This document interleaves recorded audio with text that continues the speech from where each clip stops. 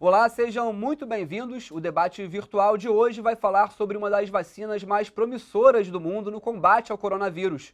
Ela vem sendo desenvolvida pela Universidade de Oxford, na Inglaterra, e após ultrapassar as fases de teste, será produzida aqui no Brasil pela Fiocruz, uma parceria com a Universidade Britânica e a farmacêutica responsável pela distribuição dos lotes e transferência da tecnologia.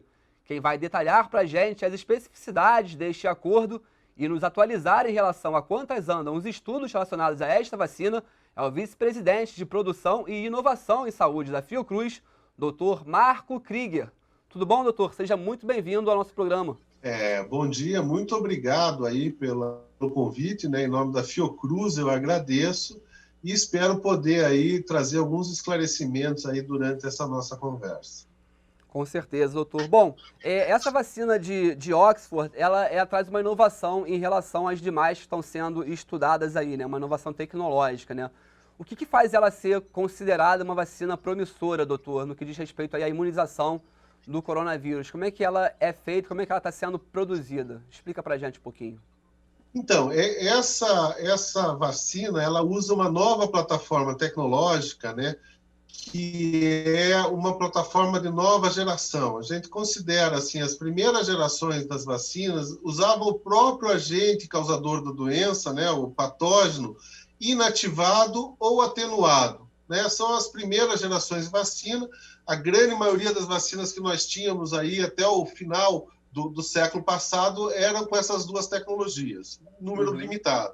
Aí nós tivemos as vacinas de segunda geração, que usavam porções desses patógenos, não mais o patógeno inteiro, e em muitos casos essas porções obtidas com técnicas de engenharia genética. Então você pegava, por exemplo, uma proteína de um vírus, expressava no outro sistema, purificava essa proteína e usava para formular essas novas vacinas. Então aumentou o número de vacinas com essas vacinas de segunda geração, e agora nós estamos na terceira geração, que utilizam vetores virais, que eu vou explicar um pouquinho melhor na frente, que é essa tecnologia de Oxford, e, por exemplo, as vacinas de ácido nucleico. Então, elas utilizam, na verdade, as nossas próprias células para produzir esses antígenos, né? Então, nas vacinas de ácido nucleico, você inocula a informação genética e ela usa a nossa maquinaria celular para expressar as proteínas. Essas são as vacinas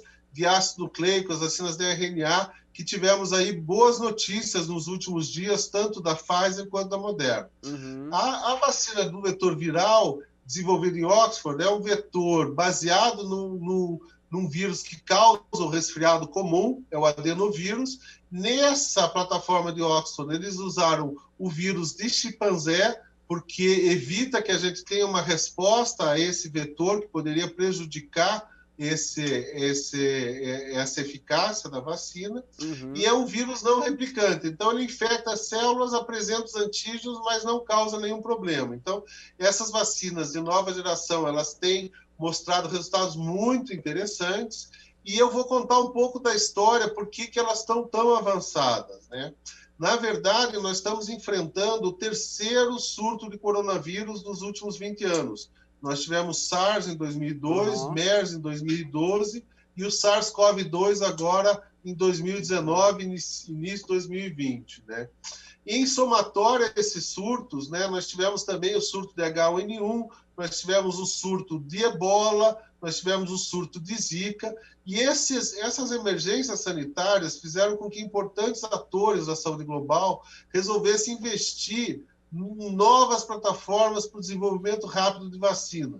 As vacinas são, sem dúvida, a maneira mais eficiente de você enfrentar uma nova doença quando elas funcionam, mas elas demoram, em média, 10 anos para serem desenvolvidas. Então, essas novas plataformas foram financiadas nos últimos 3 anos, entre elas, por exemplo, a de Oxford e da Moderna, foram plataformas que foram financiadas para que provasse essa capacidade de uma resposta rápida. Então, foram utilizados, né, os surtos de Ebola e de MERS como modelos, e essas vacinas foram testadas, e elas mostraram que tinham uma capacidade grande de produzir uma resposta imunológica completa, não só a produção de anticorpos, que são muito importantes, mas também a capacidade da produção de uma resposta que é baseada na resposta celular, que é um pouco diferente da produção de anticorpos, e que nem todas as vacinas são capazes de estimular esses dois tipos de resposta. Esse já foi um avanço que nós tivemos. Sim. E elas se mostraram extremamente seguras. Então, só para você ter uma ideia, né, menos de 2 meses depois do início do surto, já estavam entrando em fase clínica com base nesse conhecimento anterior. Por isso que hoje estão chegando aí na fase final dos estudos clínicos, né? Então, um dos objetivos da nossa iniciativa foi as próprias plataformas, não só ter uma resposta para esse surto, mas ter contato com essas novas plataformas tecnológicas. Perfeito. Você falou da fase de teste, que elas já estão avançadas, né? Já estamos na fase 3, que é a fase de testagem em humanos, né? Como é que tem sido essa resposta em relação a essa vacina de Oxford, né? Já se tem uma amostragem, mais ou menos, de quantos humanos já foram testados? Sei que tem gente sendo testada aqui no Brasil também, lá fora, mas como é que está essa amostragem até o momento? Então, nós estamos já numa fase avançada da fase 3 da testagem, né? Os resultados ainda não estão disponíveis, mas tem uma expectativa aí de que sejam disponibilizados aí até o final do ano, né? Essa é a expectativa atual, com um certo otimismo aí que esses resultados vão sair em breve, mas nós temos, né, como eu mencionei, foi uma das primeiras vacinas a entrar em estudo clínico. Nós, em abril, já tínhamos um estudo clínico com 1.000 voluntários, que é o número já de um estudo clínico 2, mas com base na segurança que já se tinha do conhecimento da vacina, já se começou uma fase 1-2, para ganhar tempo, né? Normalmente, nós esperaríamos encerrar a fase 1 para começar a fase 2. Isso seria 1 ano e meio para começar uma fase de 1 ano e meio.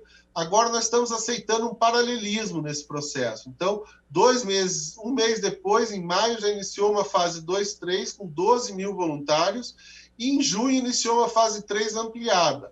E o Brasil foi o primeiro país fora do Reino Unido a participar. Hoje, esse estudo clínico está sendo feito em mais de 7 países, com um número acima de 50.000 voluntários vão ser coletados, e existem alguns dados bem interessantes, porque, primeiro, os dados da fase 1-2 já foram publicados, então já se sabe que, utilizando uma dose, 100% das pessoas desenvolveram a resposta do tipo celular, e 90% tiveram uma resposta imune com anticorpos capaz de neutralizar o vírus. Com 2 doses, esse resultado foi ainda melhor. A gente teve 100% nos 2 casos. Então, a expectativa é muito boa que essa resposta imune seja capaz de prevenir a doença, porque nesse mesmo estudo se comparou a resposta imune dos vacinados com a resposta imune das pessoas convalescentes. E aí se viu que o nível de anticorpos era o mesmo, muito parecido. Certo. Além disso, esses estudos de fase 2 já começaram com pessoas acima de 60 anos. Então, tem dois grupos de voluntários, entre 60 e 70, risco, né? com 1.000 voluntários, e acima de 70, com mais 1.000 voluntários. E que mostraram que esses grupos, que são populações vulneráveis, né, que mais dificilmente têm uma resposta efetiva, frente a essa vacina de Oxford, tiveram o mesmo tipo de resposta que os adultos jovens. Então, nós estamos assim muito otimistas e muito seguros que esse processo foi feito de uma forma rápida, mas sem queimar nenhuma etapa tão importante quando você está oferecendo para pessoas saudáveis uma maneira de prevenir, né? É um pouco diferente você oferecer para pessoas que estão doentes um possível medicamento. A vacina a gente tem que ter muito cuidado, primeiro com a segurança e depois essa segurança confirmada com a sua eficácia. Perfeito, doutor. E como é que o Brasil ele vai se beneficiar dessa parceria com a Oxford e com a farmacêutica que é responsável aí pela transferência de tecnologia, né? Fala pra gente como é que tá esse cronograma, né? A gente estava conversando um pouquinho antes aqui do programa começar. Enfim, são 30 milhões, a previsão, né, é que sejam entregues à Fiocruz 30 milhões de vacinas agora, nesse mês de dezembro, e que depois a Fiocruz passe, enfim, lá para o segundo semestre, passar a fazer a produção inteira dessas vacinas, né, doutor? Fala pra gente como é que tá esse cronograma, como é que vai funcionar essa parceria entre Fiocruz, a Universidade de Oxford e a farmacêutica responsável aí pela distribuição da vacina? Eu vou contar um pouco no tempo como é que esse processo está sendo amadurecido, né? Tá bom. Nós, em abril e maio, começamos a avaliar o risco de não antecipar a produção de uma vacina. A gente sabe, né, que o desenvolvimento tecnológico é uma etapa muito difícil, foi vencida, a pesquisa científica já foi vencida, nós estamos nos estudos clínicos, que são uma etapa muito difícil, nós temos a questão do registro sanitário a ser feito, mas nós temos um desafio ainda da mesma dimensão, que é a produção da vacina. Uhum. Não significa que a vacina esteja pronta, que nós teremos bilhões de doses disponíveis para vacinar toda a população do planeta. Então, em maio, nós começamos a avaliar o risco de não iniciarmos um processo inédito, que é começar a pensar em produzir uma vacina sem que o desenvolvimento dela tivesse 100% pronto, né? Ele é inédito, como é inédita a situação da emergência que nós estamos vivendo. Então, fizemos uma consulta jurídica com a participação da Advocacia Geral da União, Tribunal de Contas, Ministério Público Federal, Ministério da Saúde foi super parceiro nessa avaliação, e foi feita, então, uma modelagem para uma encomenda tecnológica. Então, nós minimizamos o risco jurídico, né? Ficamos apenas com o risco tecnológico, que já é gigante, né? A gente está aí numa luta todos os dias aí para tentar trazer para a sociedade brasileira essa ferramenta de controle. Mas fizemos isso com base na Lei da Inovação Brasileira, na encomenda de uma tecnologia que não existia. Então, essa é uma questão muito importante que permitiu que nós iniciássemos esse processo, que nós buscássemos financiamento para isso, que nós assinássemos contratos com toda a segurança jurídica. Isso é muito importante, porque era um desafio e o desafio foi vencido. Então, nós já em junho assinamos um memorando de entendimento, em agosto recebemos uma medida provisória para poder orçamentar, em setembro já assinamos um acordo da encomenda tecnológica, em outubro iniciamos um procedimento com a Anvisa de acompanhamento desse processo. Então, o cronograma está sendo rigorosamente cumprido e nós estamos, com o avanço do projeto, cada vez mais seguros, né? Vou trazer os números aí com base no que a gente pode afirmar. Primeiro, nós vamos iniciar a produção antes mesmo de ter o registro.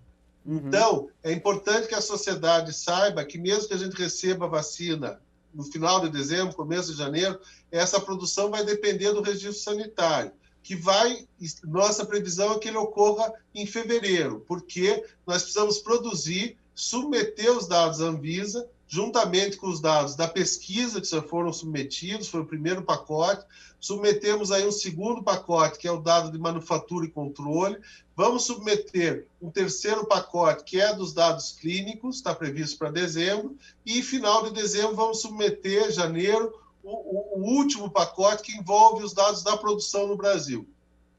Como a Anvisa já vem acompanhando esse processo, a expectativa é que em um mês saia. Então, em fevereiro, nós teremos condições de receber, provavelmente, né, o registro. E aí é importante que a gente diga que esse cronograma pode atrasar um pouquinho, pode adiantar um pouquinho, mas não vai mudar muito desse cenário que eu estou começando, né? Então, em fevereiro, a gente tem a expectativa de liberar 30 milhões de doses que foram produzidas em dezembro e janeiro, com base nesses ingredientes que chegaram, e a partir daí, até o meados do ano, até junho, nós vamos estar liberando mais 15 milhões de doses por mês, com base na primeira etapa do processo da encomenda tecnológica, que prevê o processamento final no Brasil, então, envasamento, controle de qualidade, tudo feito no Brasil a partir do insumo farmacêutico produzido fora. Então, a gente recebe esse concentrado, formula, envasa, controla e distribui. Ao mesmo tempo que estaremos fazendo essa distribuição até junho, em abril nós começamos a nossa produção local. Vamos produzir mais um quantitativo de doses, vamos submeter um adicional ao nosso registro e a nossa expectativa é que em agosto a gente comece a liberar as doses produzidas desde abril. Então, nós também vamos ter um outro momento com mais 30 milhões de doses em um mês, né, como teremos em fevereiro, mas a média será 15 milhões de doses por ano. Isso coloca o Brasil numa posição muito privilegiada, porque poucos países do mundo terão esse quantitativo de quase uma dose por habitante num primeiro momento, né? A gente tem só os países muito ricos, né, da comunidade europeia, os Estados Unidos, o Japão, que tem números parecidos com esse que o Brasil vai poder oferecer. E aí vale a pena salientar um grande diferencial desse projeto, né? Frente à emergência global sanitária, tanto a Universidade de Oxford está trabalhando sem receber royalties, como a farmacêutica AstraZeneca, que está fazendo a coordenação global, não está aferindo nenhum resultado financeiro, assim como a Fiocruz também é uma instituição que tem o seu modelo de negócio, um modelo social, não visa o resultado financeiro. Então, a nossa vacina vai chegar por cerca de $3, ao preço de custo para a sociedade brasileira, né? E isso será 1/3 das vacinas mais baratas que estão sendo ofertadas no Brasil e no mundo, e até 10 vezes mais barata que algumas das vacinas que estão com tecnologias mais sofisticadas nos mercados que vão pagar esse preço prêmio.